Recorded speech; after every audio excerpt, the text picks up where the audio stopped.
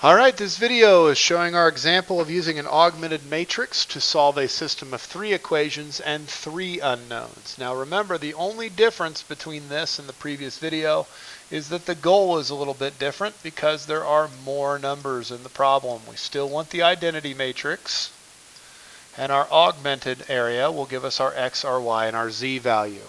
So the major difference is how we work the problem. We still start with a 1 in the first column and work our way down. Then we get a 1 in the second column and work the rest of that to zeros. Then we get the 1 in the third column and work our way up. You need to get each column completed before moving to the next column. So we start with the augmented matrix, and I'm going to write relatively small here. 2, 3, 1. 3, negative 2, 4, negative 1, 4, negative 2, which are the coefficients off of x, y, and z. And the answers start off 11, 10, and 8. Now we need a 1 in that upper left-hand corner. So we look at the first column and we look to see if there's a 1. There is. So our first step should simply be swap rows 1 and 3. Which would result in the first row becoming 1, 4, negative 2, 8. The second staying 3, negative 2, 4, 10. And the third becoming 2, 3, negative 1, 11. There's no reason to try to get a 1 anywhere else yet until the entire first column is set and matching the identity matrix. So now we're going to carry out the combo moves. Now I'm going to do both combo moves at one time. Okay? I'm going to do 2 at once. And the reason I'm going to do 2 at once is to save space. If you're more comfortable showing it 1 at a time, go for it. Essentially, we're going to do row 1 times negative 3, and we're going to add that to row 2. So that would be negative 3, negative 12, positive 6, and negative 24. And then we would add those numbers to the second row. Now while we're at it, I'm going to carry out a second set of the same thing, row 1 times negative 2, and I'm going to add that to row 3, which would be my next step. So row 1 times negative 2 would be negative 2, negative 8, positive 4, and negative 16. And then I would be adding those numbers, which I'll use pink highlighter here, to add to the third row. So I'm doing basically 2 steps at once. I hope that doesn't bother you too much. Which will give me, the first row will stay 1, 4, negative 2, 8. The second row would become 0, negative 14, 10, and negative 14.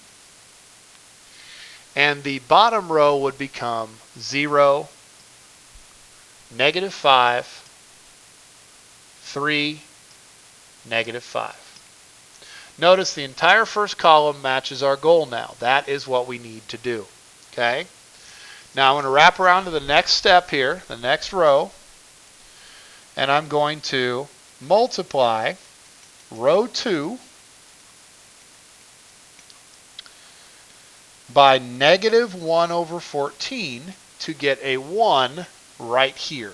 That's the goal, is to get the 1 in that row, then the zeros. So that would give me, first of all, the first row is unaffected by this, so 1, 4, negative 2, 8. The second row, I'm dividing each number by 14, multiplying by negative 1/14, which would be 0, 1, which is the whole point, is to get a 1 there. Negative 10 over 14, which reduces to negative 5 over 7. And 1. And then the last row is currently unaffected. 0, negative 5, 3, negative 5. Now I'm forgetting to put my dotted lines in here, but it's not like that really matters. Okay, now we're going to carry out another one of those double moves. We're going to do row 2 times -4 and add to row 1. I'll write those up above row 1. So row 2 times -4 would be 0, -4, and 20 over 7, and then -4. And I'm going to add those numbers, whenever my computer catches up, to row 1. I'm going to add those together. And at the same time, I'm going to do row 2 times +5 and add to row 3, which would be 0, 5, -25 over 7, and 5. And then I'm going to add those numbers to the third row. So my new result will be 1, 0, and this is the tough one. 20/7 minus 2 is 20/7 minus 14/7, or 6/7. -4 plus 8 is 4. Second row is still 0, 1, -5/7, 1. And the third row is now 0, 0. 21/7 minus 25/7 is -4/7, 0. So notice the first two columns now match my goal. So now I need to get the 1 for the third column, which would be where the -4/7 is. So I'm going to multiply, and this will actually go to the next page. I'm going to multiply row 3 by the reciprocal of -4/7, which is -7/4. I'm going to write that result on the next page. So take a second, make sure you're with me here, and I'm going to get that copied over to the next page. Okay, there we go. Now when I do that, when I multiply by -7/4, that's going to give me that. Which means I only have one more combo move to do, and I will be done. So I'm going to multiply a copy of row 3 by +5/7 and add to row 2.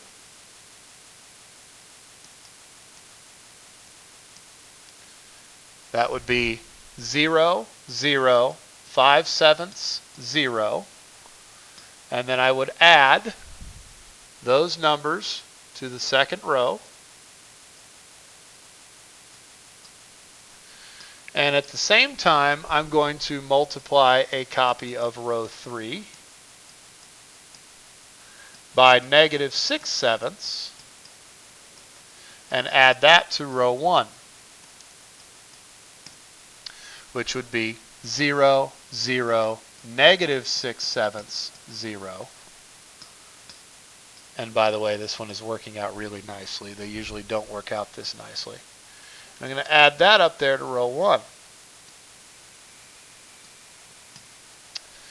which will give me my final augmented step. And I want to clean this up just a little bit here, just because it's a little sloppy. There we go. My new first row will be 1, 0, 0, 4. My new second row will be 0, 1, 0, 1. And my third row will remain 0, 0, 1, 0. So notice I now have the identity matrix to the left of the line, which tells me that x is 4, y is 1, and z is 0. And my answer, which has to be written as an ordered triple, would be 4, 1, 0. That does it for this video over augmented matrices.